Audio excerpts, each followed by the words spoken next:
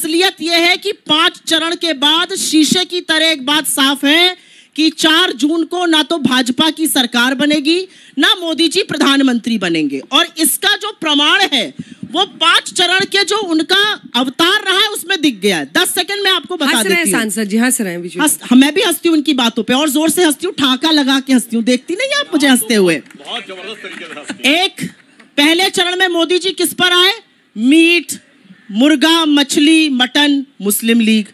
दूसरा चरण आते आते ब्याहताओं के मंगलसूत्र और आपकी भैंस पर आ गए।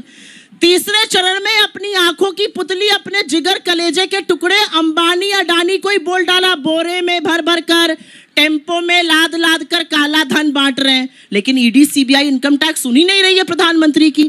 चौथा चरण आते आते मोदी जी को आमिर खान का गजनी किरदार समझ में आया। आप जैसी प्रबुद्ध पत्रकार ने उनसे एक इंटरव्यू किया, आपकी एक समकक्ष पत्रकार हैं, उनसे पूछा हिंदू मुसलमान, उन्होंने कहा मैं हिंदू मुसलमान करूं तो मैं सार्वजनिक जीवन में रहने योग्य नहीं हूं। जिस व्यक्ति का वजूद ही वो करके है जो 4 घंटे बाद फिर हिंदू मुसलमान करने लगा, तो गजनी के कैरेक्टर में आ गए।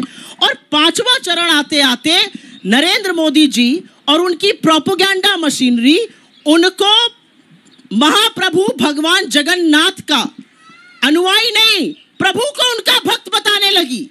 जो संबित पात्रा ने कहा वही नरेंद्र मोदी ने एक इंटरव्यू में कहा कि मैं ईश्वर का दूत हूं, मुझ में दैवीय शक्ति है। ये क्या हो गया है भाजपा को? ये कहां का अहंकार है, कहां का घमंड है? और कोई अकेला ये, और मैं यहां पे ये जरूर बोलना चाहती हूं, ये प्रोपेगेंडा कोई अकेला प्रवचन नहीं दिया मिस्टर पात्रा ने।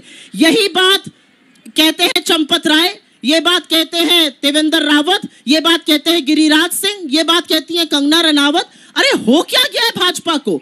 हमारे आराध्यों को, हमारे इष्टों को इस तरह से अपमानित करने का हक किसने दिया है? और मैं जानना चाहती हूं कि 5वें चरण के आते आते अगर हिंदुओं की आस्था पर प्रहार होगा तो ऐसे व्यक्तियों को आप पार्टी से कब निकालिएगा? चरणबद्ध तरीके